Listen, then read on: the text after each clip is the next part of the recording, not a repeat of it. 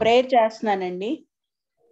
ఓం నమ పాణిని కాచాయన పతంజలిభ్యః శబ్ద విద్యా సంప్రదాయ కర్తృభ్యః పరమ ఋషిభ్యః నమో మహద్భ్యో మునిభ్యో గురుభ్యః. ఏనాక్షర సమామ్నాయం అధిగమ్య మహేశ్వరాత్ కృష్ణం వ్యాకరణం ప్రోక్తం తస్మై పాణినయే నమః. ఏన ధౌతా గిరః పుంసాం విమలై శబ్దవారిభిః తమశ్చాజ్ఞానజం భిన్నం తస్మై పాణినయే నమః. వాక్యకారం వరరుచిం భాష్యకారం పతంజలిం పాణినిం సూత్రకారం చ ప్రణతోస్మి మునిత్రయం. సర్వేభ్యో నమః.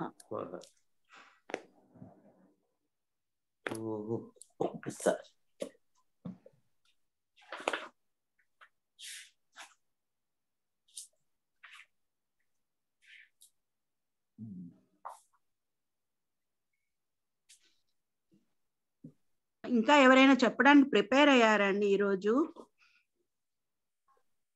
ప్రిపరేషన్ అవుతా ఉన్న వాళ్ళే అవలేదు, అంతే. ఇంకా ప్రిపరేషన్ కాకుండా ఉన్నట్టు వాడు సూర్యకుమార్ గారు కూడా ప్రిపేర్ అవ్వలేదు. అంచేత అలా కాదు. నేనన్నది అంటే ఆల్రెడీ సబ్జెక్ట్ లో ఏమైనా నాలెడ్జ్ ఉంది, వాళ్ళు మేము ఓపెన్ గా చెప్పగలుగుతాము అంటే చెప్తే బాగుంటుంది. మనం అంటే మాలాంటి వాళ్ళు ఏంటంటే దానికోసం ప్రిపేర్ అయ్యి కేవలం చెప్పగలిగే వాళ్ళమే. అందుకని సరేనండి, నేను చెప్పాను కాబట్టి అందరికంటే ముందు నేను చెప్పడానికి ప్రయత్నిస్తాను. సంఖ్య అనే సూత్రాన్ని మీరు నేను ఏదైనా పొరపాటు చెప్తే కనుక మీరు సరిదిద్దండి. సూత్ర నెంబర్ కూడా చెప్తానండి. 2225. 2225. ఓకే.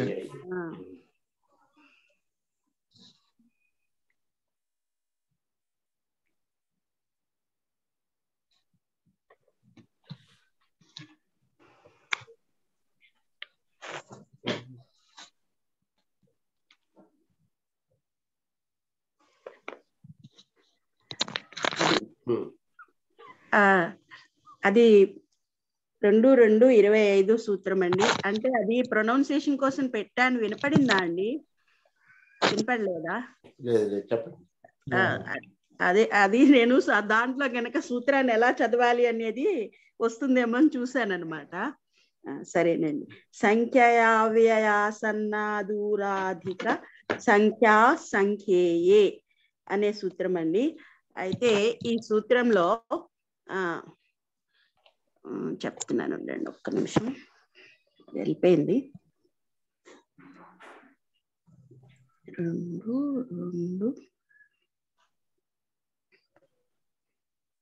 2225. సరేనండి.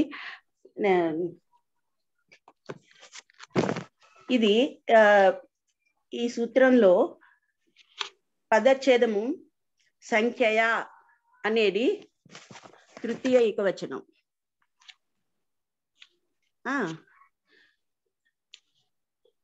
అయితే అవ్యయ, ఆసన్న, అదూర, అధిక, సంఖ్యాహ ఇవంతా కలిపి ఒక పదం అండి. అది ప్రథమ బహువచనం. ఒక్కటే పదంగా చెప్పారనమాట, అన్ని కలిపి. అది ప్రథమ బహువచన పదం. సంఖ్యేయే అన్నది సప్తం ఏకవచనం. ఇందులోకి ఈ సూత్రంలోకి అనువృత్తిగా వచ్చే సూత్రాలు బహువ్రీహి అనేది, సుప్ అనేది, విభాష అనేది, అనేకం అనేది, సమాసః ఇవన్నీ ఇందులోకి అనువృత్తిగా వస్తున్నాయండి ఈ సూత్రాలన్నీ.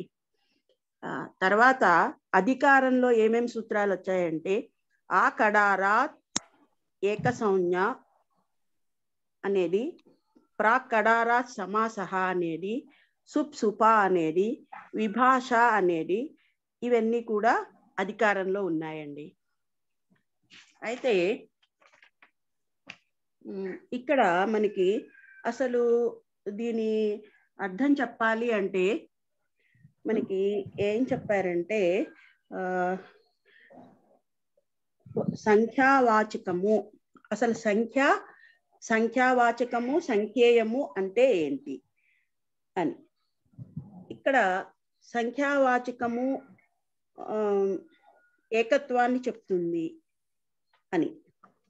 సంఖ్యేయే అంటే ఏకత్వవత్ అంటే ఇది వాచకం.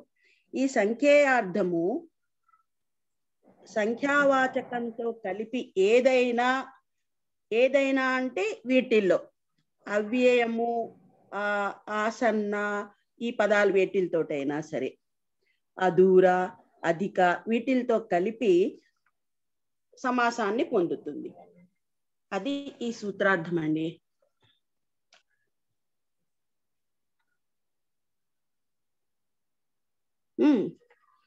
అయితే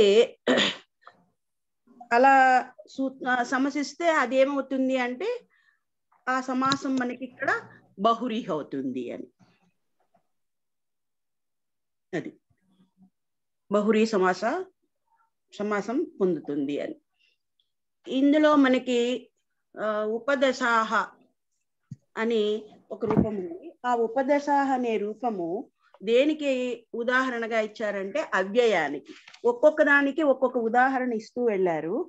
కాబట్టి ఇక్కడ అవ్యయానికి ఉదాహరణ ఉపదశాహ. ఉపదశాహ అనేది అన్ని రూపసిద్ధులు నేను చెప్పనండి, కొన్ని విశేషంగా ఉన్న రూపసిద్ధులు మాత్రం చెప్పడానికి ప్రయత్నిస్తున్నాను. ఉపదశాహ అంటే దశానాం ఏ సమీపే అనేది లౌకిక విగ్రహ వాక్యం. ఏ సమీపే దశానాం ఏ సమీపే సంతి అని, అది లౌకిక విగ్రహ వాక్యం. అలౌకిక విగ్రహ వాక్యం దశన్ ఆం ఉప. ఉప అని ఎందుకు వచ్చిందంటే సమీపార్థంలో ఉప వస్తుంది కాబట్టి దశన్ ఆం ఉప అనేది అలౌకిక విగ్రహ వాక్యం. ఇక్కడ ఇప్పుడు ఈ సూత్రం చేత అనేక మన్య పదార్థే అనే సూత్రం చేత బహురీహి రావట్లేదంటండి. అసలు ఎందుకో ఈ సూత్రాన్ని చెప్పాల్సి వచ్చింది అంటే అనేక మన్య పదార్థే అనే సూత్రం చేత బహురీహి రాకపోతుంటే ఈ సూత్రం చేత బహురీహి సమాస సంజ్ఞని చెప్పారంటండి. అది దీని యొక్క విశేషం. దీని ముందు ఉంది కదండి ఆ సూత్రం మనకి, దీని ముందు సూత్రమే. దాని వెంటనే మళ్ళీ దీనికి ఎందుకు చెప్తున్నారు అంటే ఆ సూత్రం చేత రాకపోతూ ఉంటే ఈ సూత్రంతో బహురీ సమాస సంజ్ఞ చెప్పారంటండి. సో ఇక్కడ మనకి ఇలా ఉండగా ఏది దశన్ ఆం ఉప అనే అలౌకిక విగ్రహ వాక్యం ఉండగా ఈ సూత్రం చేత, ఈ సూత్రం అంటే సంఖ్యావ్యాసన్న దూరాధిక సంఖ్యాః సంఖ్యేయే అనే సూత్రం చేత బహురీ సమాస సంజ్ఞ చేయాలి. చేస్తే అప్పుడు మనకి ఏం మిగులుతుంది? దశన్ ఆం ఉప అని ఉంటుంది. ఉన్నప్పుడు మనకి ఒక వార్తికం చెప్పారండి సూత్రము. అది ఏంటంటే బహువ్రీహౌ సంఖ్యేయే దజ బహుగణాత్ అని. బహువ్రీహౌ సంఖ్యేయే దజ బహుగణాత్ అనే సూత్రం చేత డచ్ ప్రత్యయం చేసుకోవాలండి. డచ్ లో మనకి ఏం మిగులుతుంది? ఆ మిగులుతుంది.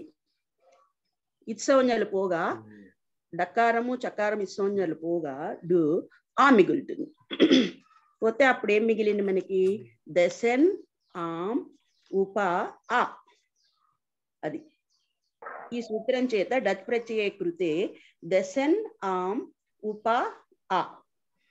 ఇప్పుడు కృతది సమాసాశ్చ అనే సూత్రం చేత ప్రాతిపదిక సంజ్ఞాయాం సుపోధాతు ప్రాతిపదికయోః అనే సూత్రం చేత సుబ్లుకి చేసేస్తే అప్పుడు మనకి ఏం మిగిలింది?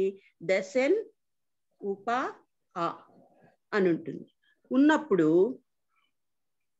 దీనికి మనకి ఇక్కడ ప్రథమా నిర్దిష్టం సమాస ఉపసర్జనం అనే సూత్రం చేత ఉపాకి ఉపసర్జన సంజ్ఞ, ఉపసర్జనం పూర్వం అనే సూత్రం చేత పూర్వనిపాత చేస్తే ఏం మిగిలింది?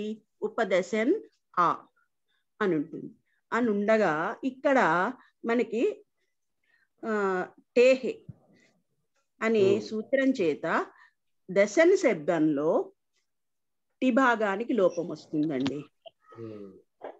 అది ఆ టి భాగానికి లోపం వస్తే ఏమైపోయింది? అన్ వెళ్ళిపోతుంది. అన్ను వెళ్ళిపోయి ఉపదస్ ఆ మిగులుతుంది. అది ఉపదస్ ఆ నుండగా ఉపదశ అయింది. అప్పుడు ఇది నిత్య బహువచనాంత శబ్దం కాబట్టి విశిష్టా జసాదిషు కార్యేషు కృతేషు ఉపదశాహ ఇతి రూపం భవతి. ఇది ఇంతవరకు ఈ రూపం చెప్పానండి. ఇలాగే ఉపవింసాహ రూపంలో సేమ్ ఇవే వస్తాయి అన్ని మనకి. కాకపోతే ఇక్కడ టిభాగానికి వింశతి అస్ ఉప ఆ అనున్నప్పుడు టిభాగా వింశతి అన్న దగ్గర త్రివింశతేర్ డితి, ఇది ఒక్కటే మనము ఈ సూత్రాన్ని ఒకటి చేంజ్ గుర్తుపెట్టుకోవాలి. మిగతావన్నీ పై సూత్రం లాగానే ఏది ఈ రూపానికి ఉపదశాహ రూపం ఎట్లాగో ఉపవింసాహ రూపం కూడా అలాగే. కాకపోతే మనకి ఎక్స్ట్రా నేర్చుకోవాల్సిన ప్రత్యేకమైన సూత్రం ఏంటి అంటే దీంట్లో టీ భాగానికి ఒక సూత్రం చెప్పారు. అదేంటంటే త్రివింశతేర్ డితి అని. ఆ సూత్రం చేత తిలోపం చేయాలి. చేస్తే అప్పుడు వింసానే ఉంటుంది, వింశతిలో తి వెళ్ళిపోతుంది, ఉపవింస ఆ అని ఉంటుంది. ఉపవింస ఆ అన్నప్పుడు మనకి ఆ రోజు ఏమని చెప్పారంటే లెక్క ప్రకారము మనకి మామూలుగా ఇందులో ఉన్న ప్రత్యేకత ఏంటి అంటే ఉపవింస ఆ అన్నప్పుడు సామాన్యంగా మనకి ఏ సూత్రం రావాలండి, ఏ సంధి రావాలి, ఎవరైనా చెప్తారా అండి? ఉపవింస ఆ అన్నప్పుడు ఏం సంధి రావాలండి మనకి లెక్క ప్రకారం? అసలు దీర్ఘసంధి రావాలి, కానీ అది రాదు. రాకుండా మనకి అతోగుణి అని పరిరూపం చెప్పేశాం ఆ రోజు. కానీ ఇక్కడ ఇంకొక డౌట్ ఎవరికైనా వచ్చిందా అని మొన్న ఆదివారం నాడు క్లాస్ లో డిస్కషన్ జరిగింది. అది మన ఎవరికి ఆలోచన రాలేదు. మనకి అతోగుణే కంటే ముందు ఇంకొకటి ఏదైనా రావచ్చా? ఎవరైనా ఊహించి చెప్పగలుగుతారా అండి? అంటే ఆ రోజు వచ్చిన వాళ్ళు కాదు, అంటే బ్రహ్మర్ గారు ఉన్నారు. చెప్పింది అతోగుణే చేస్తేనే కాకుండా ఇంకొక సూత్రం కూడా ఇక్కడ అప్లై అవుతోంది. బ్రహ్మర్ గారు తప్ప మిగతా వాళ్ళు ఎవరైనా ఊహించి చెప్పగలుగుతారా? సవర్ణ దీర్ఘ సంధి కాకుండా అతోగుణే కాకుండా ఉపవింస ఆ అన్నప్పుడు ఇంకొక సూత్రం వస్తోంది మనకి ఇక్కడ. అది ఎవరైనా ఊహించి చెప్పగలుగుతారా? రైట్, కరెక్ట్ అండి, కరెక్ట్. ఇక్కడ అజాది ప్రత్యయం ఆ ఉంది కాబట్టి ఉపవింసాలో మనకి ఆ రోజు డౌట్ రాలేదు, మనం అడగలేదు గురువు గారిని. కానీ తర్వాత దీనికి కూడా అంటే రావాలి, కానీ దానికి చాలా కొంచెం వాదన ఉంది. అందుకని నేను దీన్ని ప్రత్యేకంగా ఇప్పుడు చెప్తున్నాను అనమాట. యాక్చువల్గా ఉపవింస ఆ అన్నప్పుడు అజాది ప్రత్యయం పరంగా ఉంది కాబట్టి ఉపవింసాలో నకారానికి యజిభం అని బకార సంజ్ఞ, ఎస్యేతి చ అని అకార లోపము రావాలి. మరి ఎందుకు రాలేదు? అతోగుణేనే ఎందుకు తీసుకున్నాం మనము? చెప్పండి మరి. చెప్పండి. అదే రెండు ప్రాప్తిస్తున్నాయి కదండి.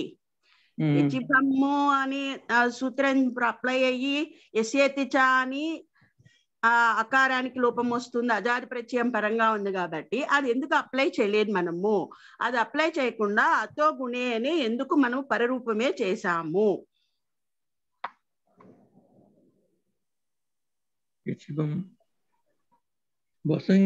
వింస అన్నది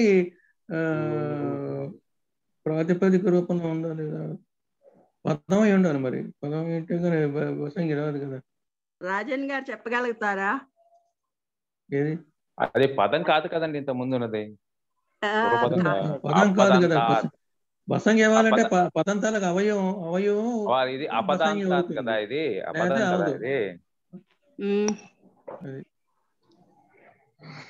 అపదాంతమనా? చేయాలంటే అపదాంతం ఉంది అకారానికి, అప్పుడు ఈ రూపం వస్తుందని కదా సూత్రం. అది అపదాంత అకారాత్ గుణే పరే సంహితాయాం పూర్వపరయో ఏకపరూప ఏకాదశ భవతి. అది కదా. అంటే అపదాంత అకారాత్ గుణే అంటే అపదాంతమైనటువంటి అకారానికి అని, అంతే కదా అర్థం. ఒక్క నిమిషం యజిభం సూత్రం తీస్తారండి. ఇది యజిభమా అతోగుణే చూస్తున్నారా? నేను అతోగుణే చెప్తున్నాను. అతోగుణే కాదండి, యచిభంకి చెప్తున్నామండి. అదే యచిభం. ఏంటబ్బా ఇలా చెప్తున్నారు ఈయన అనుకున్నాను. యచిభంలో లేదండి. యచిభం సూత్రము ఇక్కడ ఎందుకు రాలేదు అని అడుగుతున్నానండి నేను. అది పదం అయి ఉండాలి కదా. వింశతి అనేది ముందు వింస అనేది పదం అయి ఉండాలి. పదంతాలకు అవయవానికి ఉపవింస పదమే కదా. పదంలో ఉన్న చివరి అకారం అయింది. అకార ఇకారాలకి భసౌన్య. అది కరెక్టే. వింస అనేది పదం అవుతుందా? అది పదం అయితే కదా దాని అవయవం పదమే.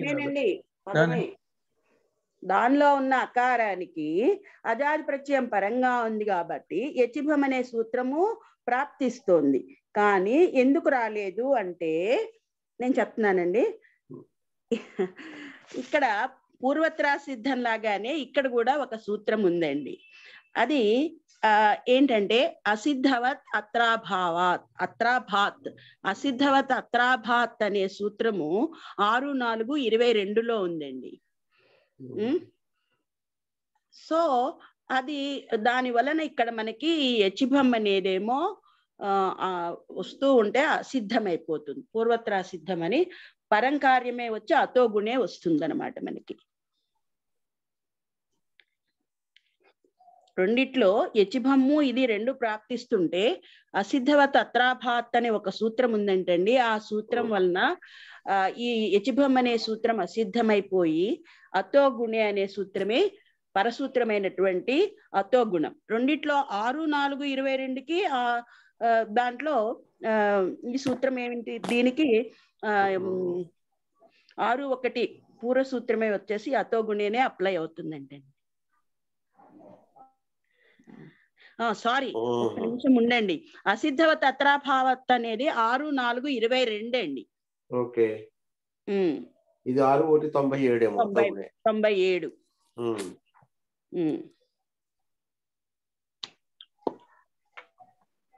కాబట్టి అది రాదు, ఇదే వస్తుంది అని చెప్పారండి.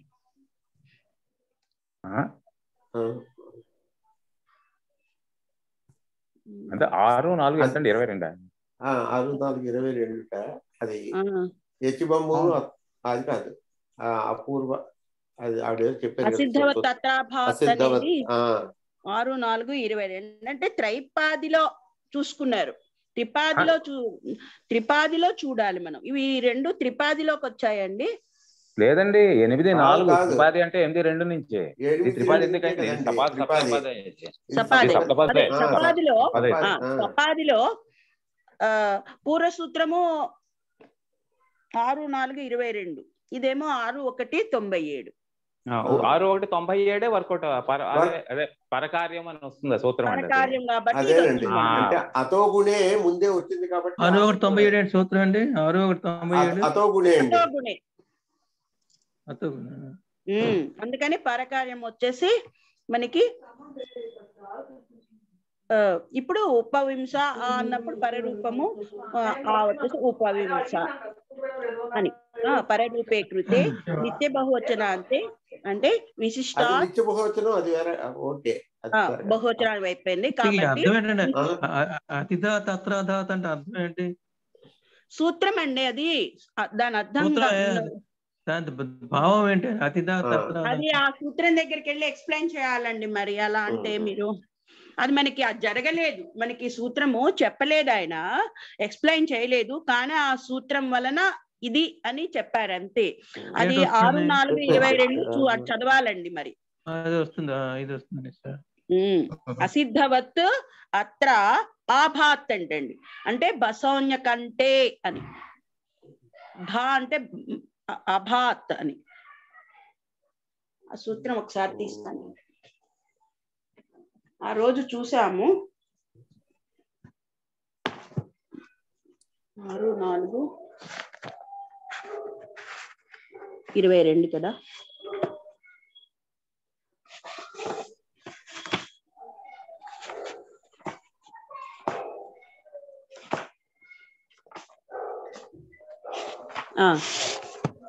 ఇక్కడ ఏమిచ్చారంటేనండి, అసిద్ధవత్ అత్రాభాత్ అనే సూత్రం అంటే అసిద్ధవత్ అనేది అధికారంలో ఉంది కాబట్టి ఈ సూత్రం నుండి ఈ అధ్యాయం సమాప్తి వరకు వెళ్తుంది. అధికారంలో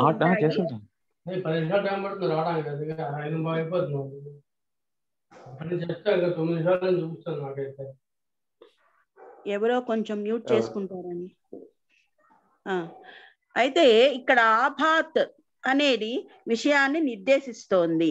అంటే ఈ సూత్రం నుండి భస్య అనే అధికారం ప్రవర్తించే వరకు వచ్చే కార్యాలకు అభియ కార్యాలు అని అంటారు. ఆభాత్ అనే చోట ఆ అనేది అభివిధి, తేన సహా అనే అర్థంలో ప్రయోగింపబడింది. కాబట్టి ఆభాత్ అంటే చెప్పాను కదండి, భా అంటే భసౌన్యని, భసౌన్య అనే అధికారం ప్రవర్తించే వరకు ఇది వస్తుంది. ఆభాత్ అంటే భసౌన్య ఎక్కడి వరకు ఉన్నాయో ఆ సూత్రాలు అంటే ఈ చివరి వరకు.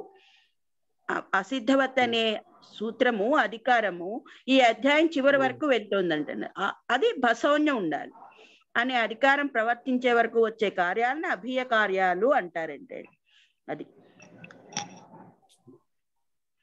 ఆ సూత్రం. అందుకని ఇది ఇక్కడ అప్లై చేశారు. సరే, అయిపోయింది కదండి. ఉపవింసాహ రూపం అయింది. ఇంతవరకు రూపసిద్ధులు చెప్పానండి. రూపసిద్ధులు అయిపోయిన తర్వాత ఇంకా మిగతావన్నీ మనము ఆసన్న దశాహ అనేది ఇవన్నీ కూడా మనం కామనే కాబట్టి నేను అవన్నీ చెప్పట్లేదు. రూపసిద్ధులు ఆసన్న వింసాహ, అదూర అంటే ఒక్కో పదానికి ఒక్కో ఎగ్జాంపుల్ కదా. ఆసన్నాకేమో ఆసన్న వింసాహ అని, అదూరాకేమో అదూర దశాహ అని, అలాగే ఈ ఎగ్జాంపుల్స్ అన్ని వచ్చాయి.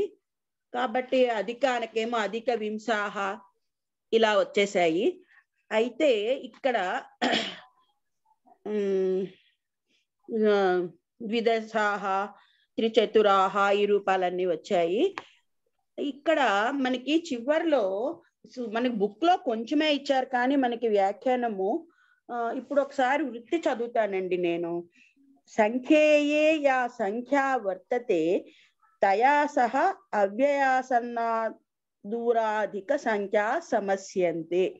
సంఖ్యయా అనే పదం ఎక్కడ యా సంఖ్యా వర్తతే ఏదైతే ఉంటుందో అది దానితో కూడా ఈ పదాలు కలిసి సంఖ్యా సమస్యంతే అని బహురీ సమాసం చెప్పారు మనకి అవుతుంది అని. అవి ఉదాహరణలు అవి యాకేమో ఇప్పుడు మనం చదువుకున్నాం కదా, ఉపదశాహ అని, ఉపవింసాహ అని. ఆసన్న దశాహ అనేదేమో ఆసన్న ఈ ఉదాహరణ ఆసన్న వింసాహ అని. అదూర దశాహ అనే దానికేమో అదూర అనే దానికేమో అదూర దశాహ అదూర వింసాహ. అధిక అనే దానికేమో అధిక దశాహ అధిక వింసాహ అని. అయితే సంఖ్య అనే దానికి ద్విత్రాహ త్రిచతురాహ ఈ రూపాలన్నీ మనం చూసామండి.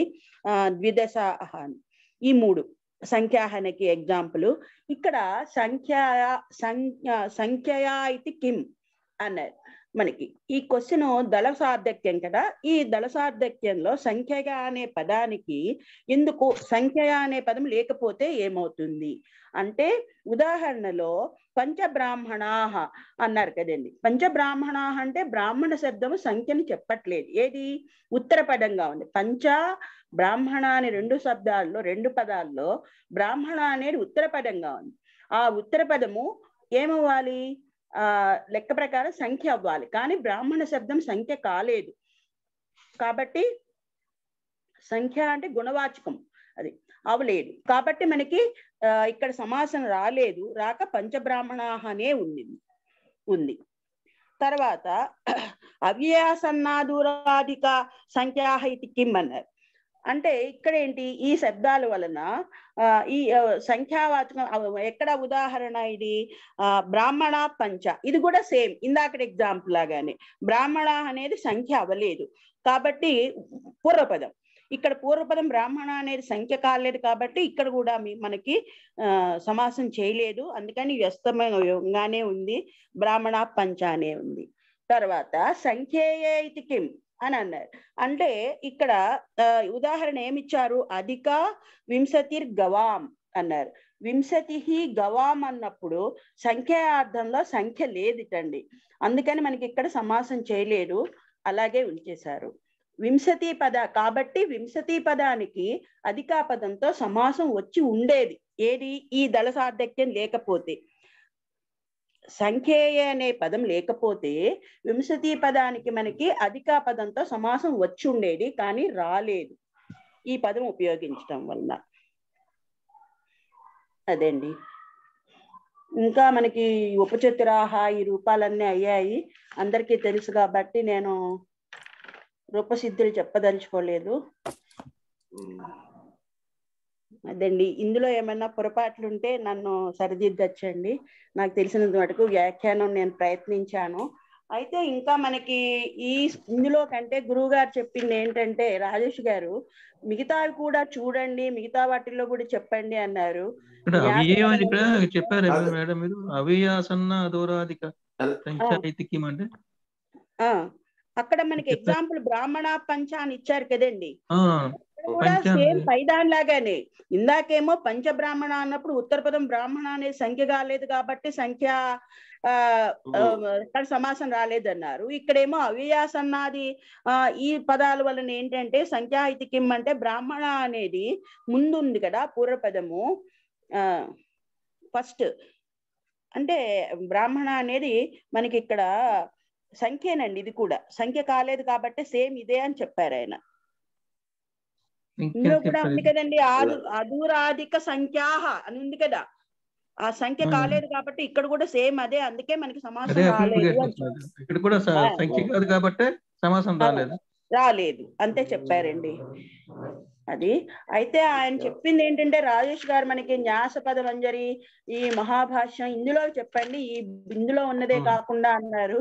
ఈ న్యాస పద మంజరికి వెళ్తే ఏకంగా 2 మన కాశికలో కొంచెం ఇచ్చారు కానీ వృత్తి మనకి వ్యాఖ్యానం ఉదాహరణలు ఇందులో 2 పేజీల వ్యాఖ్యానం ఉందండి. అదంతా చదవాలంటే చాలా అవుతుంది. అది కొన్ని పదాలు కూడా నాకు అర్థం కాలేదు. అందులో న్యాసంలో నేను చదివాను చాలా మటుకు, కొన్ని చాలా మటుకు తెలిసాయి కానీ కొన్ని పదాలకి అవి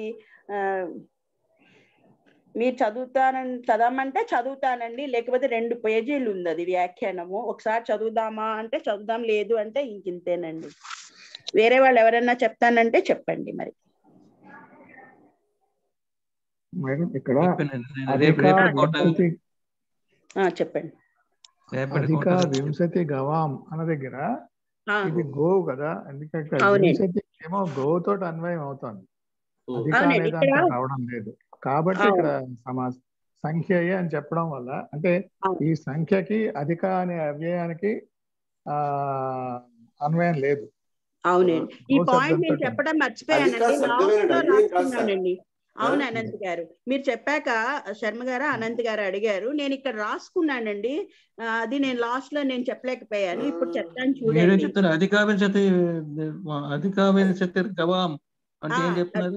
అక్కడ ఏం చెప్పారంటే నేను రాసుకున్నానండి, ఆ పాయింట్ చెప్దామనుకుని లాస్ట్ లో నేను మర్చిపోయాను, బుక్ లో రాశాను.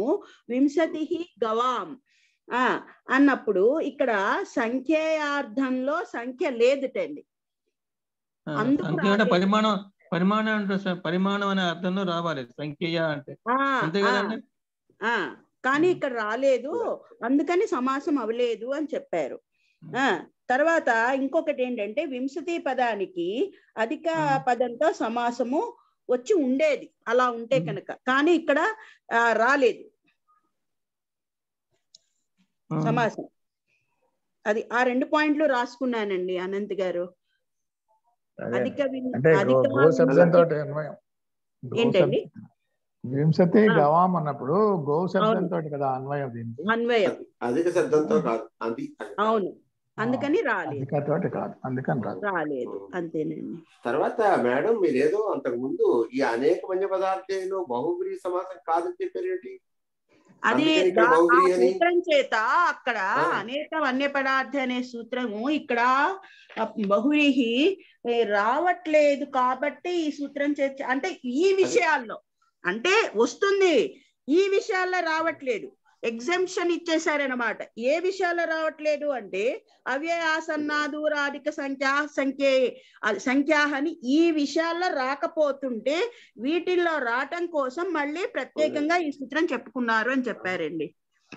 నాకు అర్థమైనంత వరకు అదేండి. అంటే అవ్యయాలతో బహువ్రీ సమాసం వస్తుంది అని ఒక వాక్యం, వాక్యం కూడా ఉంది ముందు దానిలో ఉంది. కానీ ఆ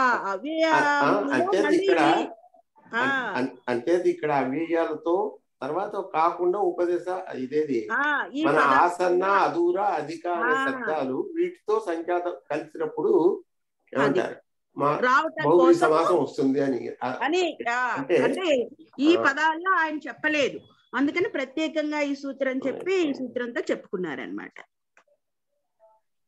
అదే అండి. సరేనా అండి? సరే, బాగా చెప్పారు. థ్యాంక్స్ అండి. ఇంకా ఎవరన్నా చెప్తారా అండి? నేను 2-3 రోజుల నుంచి ప్రిపేర్ అవుతున్నాను. ఇంకా ఈ న్యాస పదమంజరిలోకి వెళ్తే అసలు చాలా డీప్ సబ్జెక్ట్ ఉందండి.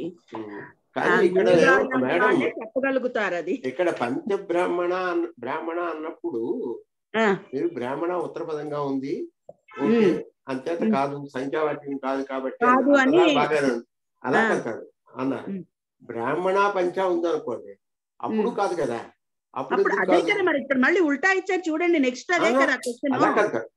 నేనేది ఎనాలిసిస్ చేయండి, మీరు చెప్పండి. అది బ్రాహ్మణ పంచబ్రాహ్మణ అన్నప్పుడు బ్రాహ్మణ అన్నది ఉత్తర పదం కింద ఉంది, సంఖ్య కాదు కాబట్టి బహువ్రీహి అక్కడ సమాసం రాలేదు అన్నారు.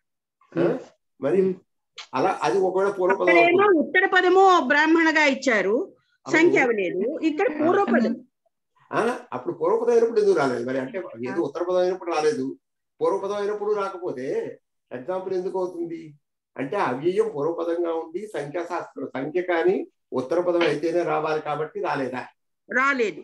అది అంతేనండి. ఆ రోజు చెప్పినప్పుడు అదే చెప్పారు. అక్కడ ఇక్కడ బ్రాహ్మణ అనేది అవ్యయం కాదు. తర్వాత ఈ పదాలు ఏది ఆసన్న అదూర అధిక ఏది కాదు కాబట్టి రాలేదు. అది కొంచెం నా ఉద్దేశంలో మరి ఎవరైనా మళ్ళీ మనం ఒకసారి ఎవరైనా తెలిస్తే చెప్పండి, రేపు మళ్ళీ గురువు గారు వచ్చాక అడుగుదామండి. అది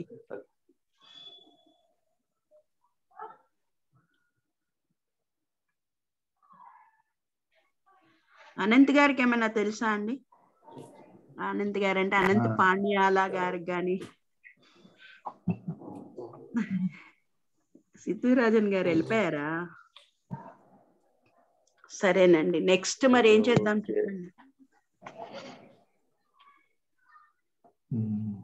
ఇంకా 5 ఏమైనా చెప్తారంటే సరే, లేదు అంటే నేను తత్పురుష సంజ్ఞ గురించి సమాసం గురించి చెప్పనండి. చెప్పండి. తప్పకుండా ఏదైనా ప్రాబ్లం లేదండి. అదే మన టైం వాడు మరోసారి వింటారు, అర్థం కాని వాళ్ళు మరోసారి వింటాం. అంటే మంచి సూత్రాలు ఏవో చెప్పారు గురుగారు, మంచి సూత్రాలు అయితే అర్థం కాలేదు.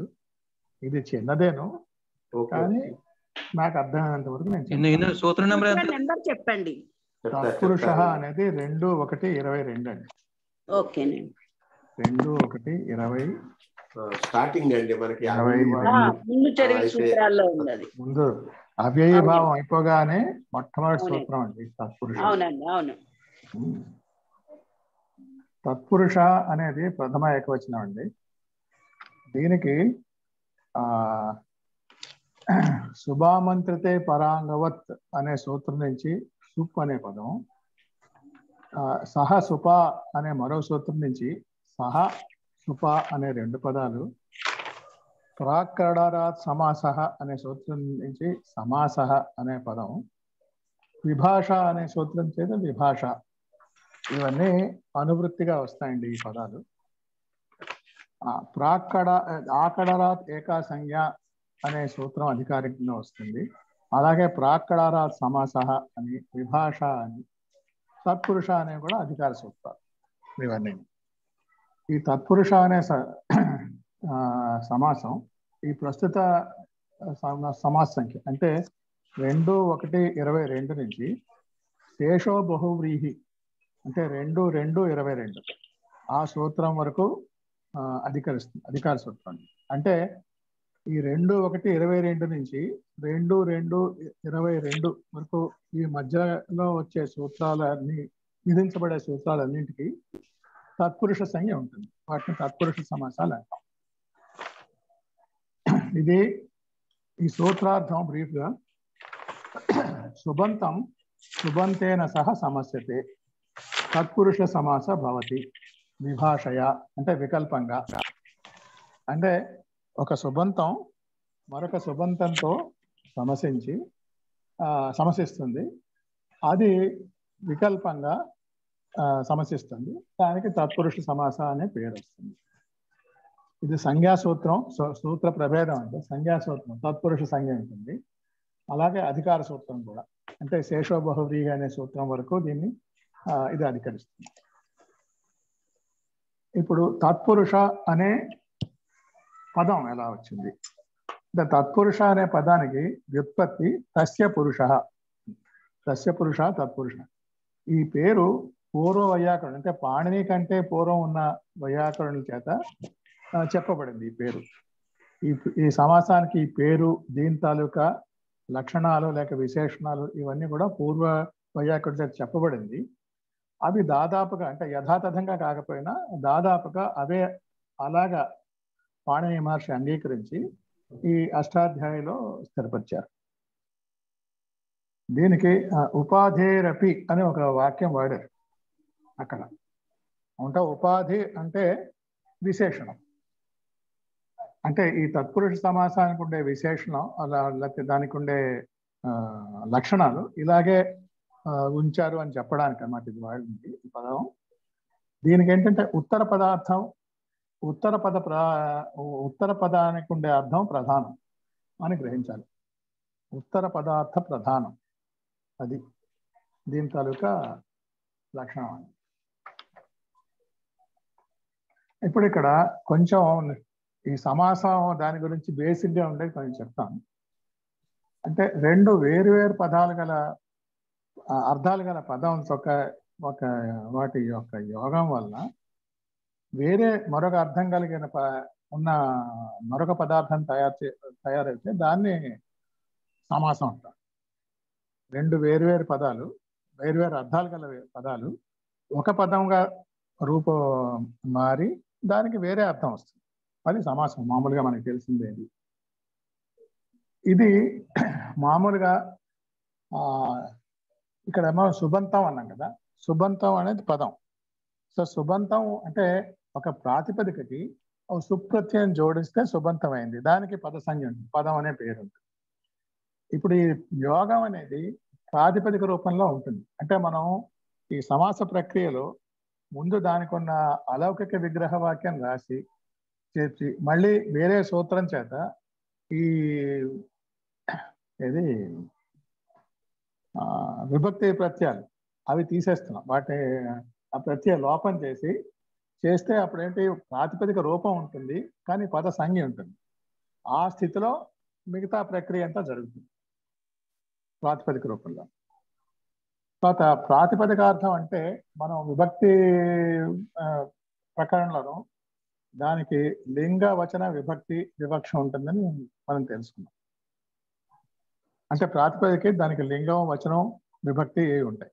ఇప్పుడు ఈ విభక్తులు అన్నింటికి కూడా ఒక్కొక్క విభక్తి, ద్వితీయ విభక్తి తృతీయ విభక్తి అనుకున్నప్పుడు ఒక్కొక్క దానికి మూడేసి ఏకవచన ద్వివచన బహువచన ప్రత్యయాలు ఉంటాయి, త్రికాలు అంటాం. సో ద్వివచన త్రికం, ద్వితీయ విభక్తి త్రికం, తృతీయ విభక్తి త్రికం, అలాగే త్రికాలు. సో ఇక్కడ మనము ఇందులో ఏంటంటే పూర్వపదం, ఇప్పుడు మనకు అన్ని తత్పురుష సమాసంలో వచ్చే సూత్రాలు చూస్తాం కదా. ఇప్పుడు ద్వితీయ శ్రితాతీత పతిత గతాత్యస్త ప్రాప్త ఆపన్నైహి అనే ఒక సూత్రం తీసుకున్నాం. ఇందులోను ద్వితీయ విభక్తి అంటే ఇక్కడ ద్వితీయ విభక్తిని కాదు, ఇది ద్వితీయ విభక్తిలో ఉన్నటువంటి సుబంతం. అంటే అది ఇక్కడ ప్రథమ విభక్తిని కాదు, ద్వితీయాంతం అయిన పదం ఉంటుంది. అది ఈ శ్రిత అతీత పతిత గత అత్యస్త ప్రాప్త ఆపన్న అనే ఈ పదాలతోటి సమసించి దానికి ద్వితీయ తత్పురుష సమాసం అనే సంజ్ఞిస్తుంది. అదే విధంగా మనకి అంటే ప్రథమ విభక్తి తప్పించి తృతీయ చతుర్థి పంచమి షష్ఠి సప్తమి అన్ని విభక్తుల వీటితోటి సమర్థవంతమైన ఉత్తర పదంతో సమసిస్తాయి. దానికి అదే ఇప్పుడు ద్వితీయ శతానికి ఫర్ ఇన్స్టెన్స్ కష్టం స్థిత, కష్టం అనేది ద్వితీయ విభక్తి, కష్టం స్థిత, కష్టస్థిత అనే రూపం వచ్చింది. అలాగే గ్రామం గత అనేది గ్రామగత అనే రూపం వచ్చింది. ఇలాంటి రూపాలు వచ్చాయి. నేను ఇక్కడ రూపసిద్ధులు చెప్పడం లేదు. శంకులయ ఖండ, శంకుల ఖండ, యూపాయ దారు, యూపదారు, వృకాభీతి, వృకభీతి, రాజ్ఞ పురుష, రాజపురుష, అక్షాం షౌండ, అక్షషౌండ అనే ఇలాంటి రూపాలన్నీ వేరు వేరు విభక్తుల్లో వచ్చాయి.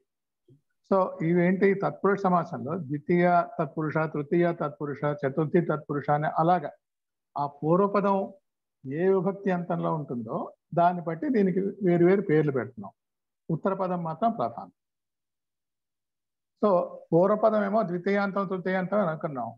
మరి ప్రథమాంతంలో ఉంటే ఏమిటి? అప్పుడు దీనికి పూర్వపదం ప్రథమా విభక్తిలో ఉంటే దానికి అంటే ఉత్తర పదం షష్ఠీ విభక్తిలో ఉండి ఇది ఒక మొత్తంలో ఒక భాగం, అంటే పార్ట్ ఆఫ్ ఎ హోల్ అనే అర్థంలో వస్తుంది. దీన్ని కొంతమంది ప్రథమ తత్పురుష అని అంటారు, కానీ అది అందరూ అంగీకరించలేదు. దీనికి ఏకదేశీ సమాసం అని కూడా అంటారు. దానికి ఉదాహరణగా ఏంటంటే పూర్వం కాయస్య.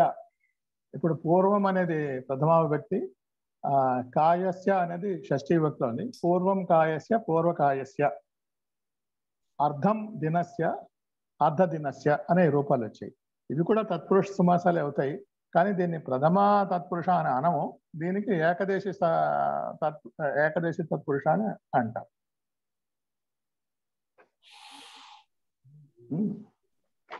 రెండు ప్రథమాలు ఉన్నట్టయితే అది సమానాధికరణమై అది అనంత గారు చెప్పండి. అర్ధం దినస్య అన్నప్పుడు అది ద్వితీయాంతమా ప్రథమాంతమా తీసుకున్నారా? అర్ధ దినం, అర్ధం అనేది మామూలుగా అది అంటే నపుంసకలింగం కదా. అవును, అర్థం నపుంసకలింగం ప్రథమా విభక్తి ఉండి దినస్య అనేది షష్ఠీ విభక్తిలో ఉంది. ఏకశేషం కొన్ని చోట్ల ఇప్పుడు మనం ఇందులో చదివినప్పుడు ప్రథమ తత్పురుష అనే ఉదాహరణ కింద ఇచ్చారు అన్నమాట. కానీ ప్రథమ తత్పురుష అనే అదే ఆ టర్మే చాలా మంది యాక్సెప్ట్ చెయ్యరు. దానికి ఏకదేశ తత్పురుష అంటాం.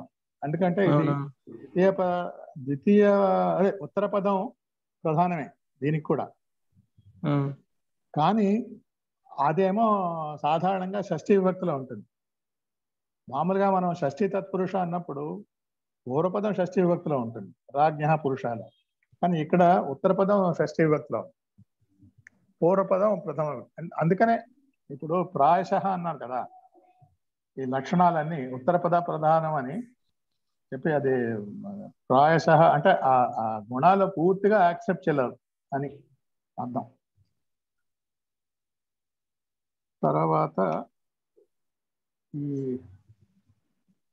ఇది ఎంతవరకు వస్తుంది అంటే ఈ వార్తికంలో ఇక్కడ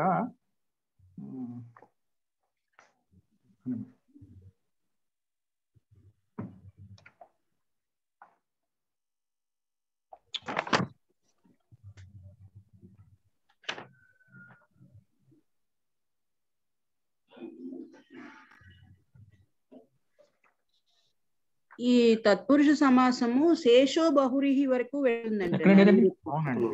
శేషో బహువ్రీహి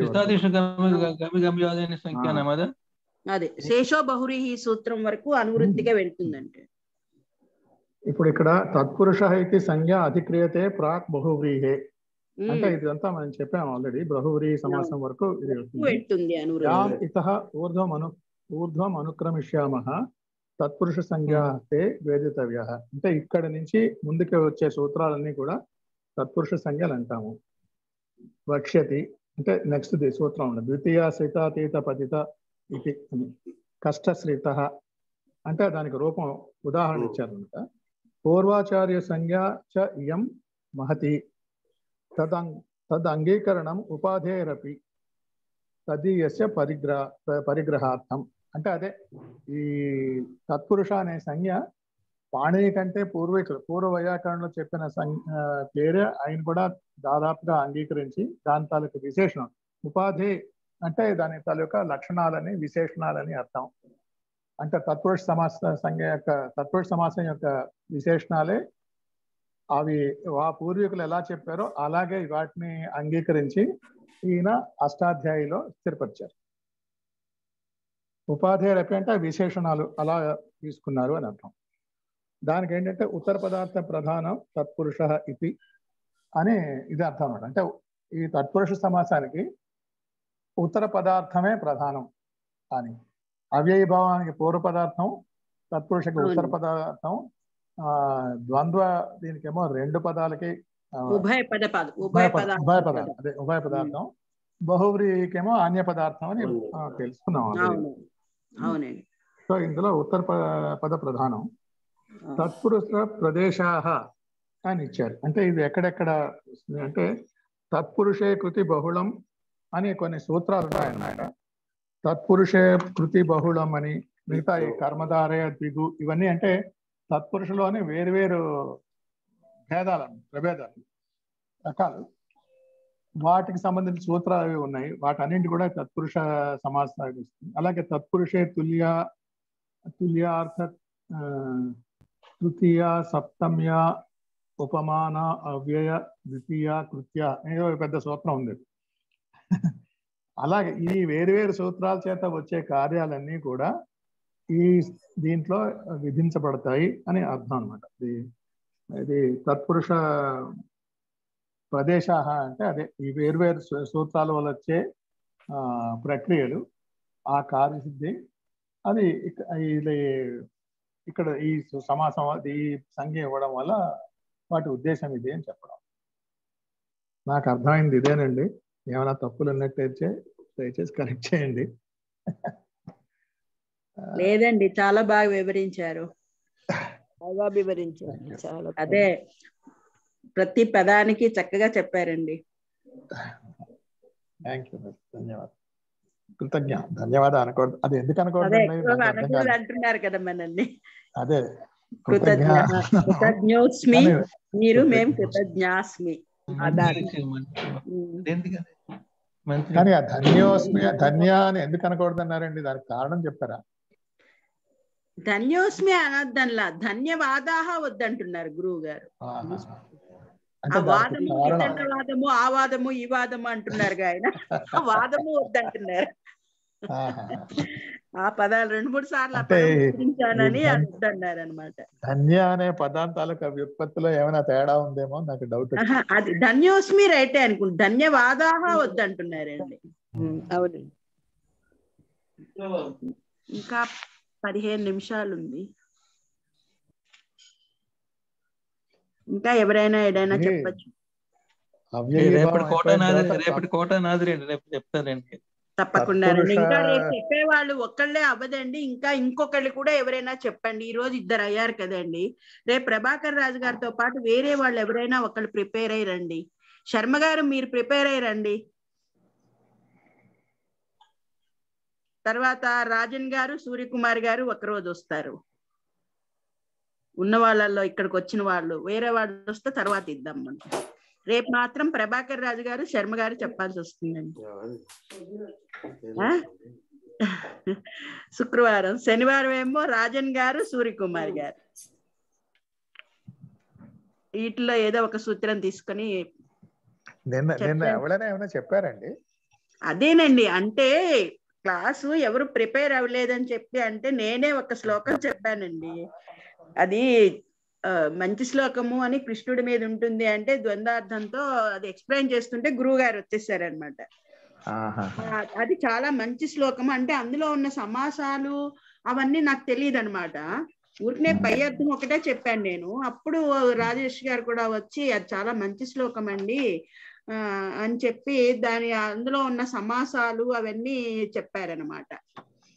అది అందుకని అది మనకి అనంతకృష్ణ గారు పెట్టలేదు, మనకి యూట్యూబ్ లో పెడతారు. యూట్యూబ్ లో పెడితే పెడతారు. అంటే జనరల్ టాపిక్స్ వచ్చాయి కానీ సూత్ర వ్యాఖ్యానం అవ్వలేదండి.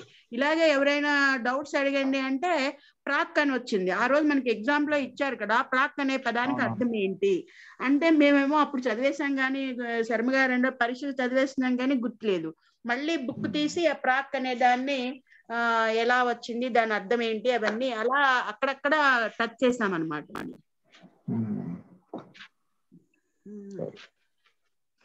ఇవన్నీ మళ్ళీ మళ్ళీ విని అర్థం చేసుకోవాలండి ఒకసారి. వీడియోలు కూడా మనం వినాలండి, వింటేనే మనం ఏదైనా చదివితేనే కానీ. ఇప్పుడు ఇందాక మీరు చెప్పారు చూసారా సూత్రం, అదేదో దాని అర్థం మనకి తెలియదు కానీ ఇక్కడ వస్తుంది అని మాత్రం నేర్చుకుంటున్నాం మనం. అది అసిద్ధవత్ అత్రాభాత్, అసిద్ధవత్ అత్రాభాత్ అంటే అది మనం వినలేదు. అది ఆదివారం నాడు క్లాసులకి రమ్మంటున్నారు కదండి, ఆ రోజు అనుకోకుండా వెళ్ళామన్నమాట. వెళ్తే భ్రమర్ గారు, నేను, దుర్గాభవాని గారు, ఆర్వీఎన్ఎస్ వీళ్ళంతా వచ్చారు. అప్పుడు నాకు ఆ రోజు స్ట్రైక్ అవ్వలేదు, వీళ్ళెవరు అడగలేదు నన్ను. అంటే స్టూడెంట్స్ క్వశ్చన్ వేస్తేనే కదండి వాళ్ళు చెప్పేది, మేమెవరూ అడగలేకపోయాం మనము అని అక్కడ పాయింట్ చెప్పి అప్పుడు చెప్పారనమాట గురువు గారు. అది మళ్ళీ చెప్తాను అన్నారు. అది నేను ఇప్పుడు సందర్భం వచ్చింది కాబట్టి, ఇందులో ఈ సూత్రంలో ఉంది కాబట్టి చెప్పానండి. అది ఇది మనం అట్లీస్ట్ నేను ఇంకా చాలా చాలా ప్రిలిమినరీ స్టేజ్ లో ఉన్నాను. అంతేనండి, అంతే మనందరం అంతేనండి. చాలా ప్రాక్టీస్ చేయాలండి. అందులో మధ్యలో ఇప్పుడు మొదట్లో సరే, ఇప్పుడు దాదాపు 400 క్లాసులు అయ్యాయి. అవును, కానీ ఆ చంద్రప్రభ అవి నేను వెళ్ళలేదు. అప్పట్లో నేను రాలేకపోయాను. అదేనండి, ఏదో అంటే పక్కన హాస్పిటల్కి వెళ్తూ ఉండేవాడిని. తర్వాత మా నాన్నగారి సిక్నెస్ వాటితోటి నాకు కుదిరేది కాదు. దాదాపు 150-160 సూత్రాలు వినలేదు. డాక్టర్ గారు, ఈ సుదీర్ఘ ప్రయాణంలో మనం ఇప్పుడు రాజేష్ గారు, గురువు గారు ఏదైనా విషయం చెప్తే ఆ వింటున్నంత సేపు అర్థమయ్యే స్టేజ్ లో ఉన్నాం. తర్వాత మనం చెప్పలేకపోతున్నాము, కానీ వింటే అప్పటికి అర్థమవుతోంది కదా. అంతే, వింటే అర్థం అవుతుందిలేండి. అది ఇదివరకు అది కూడా తెలియదు కదా. కాదండి, మీరు రాలేదని బాధపడక్కర్లేదు, మేము విన్నాము కానీ దాన్ని మేము పునశ్చరణ చేయలేదు. కాబట్టి ఇప్పుడు ఎప్పుడన్నా అందులో సూత్రాలు చెప్పినా కూడా మళ్ళీ చెప్పలేకపోతున్నాము, ఎందుకంటే మేము వీడియోలు వినలేదు, ప్రాక్టీస్ చేయలేదు. కాబట్టి ఆయన ఎప్పుడైనా పాస్ సూత్రం కోట్ చేస్తే నెంబర్ ఎంత అని అడుగుతాం, తీరా చూస్తే మనం చదివిందే. అంటే ఎక్కడున్నామంటే మనం అక్కడే ఉన్నామన్నమాట. అది ఈ సూత్రం ఎక్కడో విన్నట్టుంది అలా అనిపిస్తుంది మనకి నేర్చుకోక. ఏంటంటే ఆయన కంటతా పెట్టమన్నారు, కంటతా పెట్టలేదు. అది మనం చేసినది, ఆయన చెప్పింది మనం ఫాలో అవ్వలేకపోతున్నాము. ఒప్పుకోవాలి తప్పు. చిన్నవాళ్ళకి గ్రహణ శక్తి ఎక్కువ ఉంటుంది, మనకి కొంచెం, అంటే అందరికీ కాదు, లేదండి.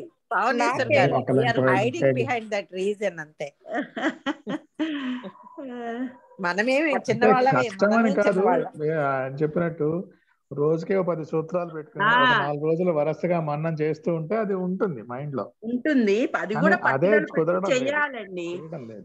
మనమేమో అదర్ యావిగేషన్స్ తో ఇదైపోయి కొంచెం ఏం లేదు. మాస్టర్ బెత్తం పెట్టుకుని నుంచారు కదా, చెప్తే చిన్నప్పుడు అయితే అలాగే భయం కొద్ది చదివేవాళ్ళం, ఇప్పుడు భయం లేదు. కొడతారేమో అని భయం కొద్ది నేర్చేసుకుని వచ్చేసేవాళ్ళం. అది కాదండి, మల్టిప్లికేషన్ టేబుల్స్ క్లాస్ అయిపోయాక ఆఖరిని స్కూల్ చివరిని అందరిని నిల్చోబెట్టి 2 గట్ల 2 అని అందరూ ఇలా ఊగుతూ చెప్పేవాళ్ళం చిన్నప్పుడు. ఈ విషయంలో నేను మా నాన్నగారిని సూత్రాలు అలా చెప్పాలండి. అదే అంటున్నాను, అలా సూత్రాలు చెప్తే ఏమైనా గుర్తుంటాం కానీ టేబుల్స్ కూడా ఎట్లా అంటే ఆయన పైనుంచి కింద కాదండి, కింద నుంచి పైకి చెప్పుకునేవారండి. హలో చెప్పండి. రికార్డింగ్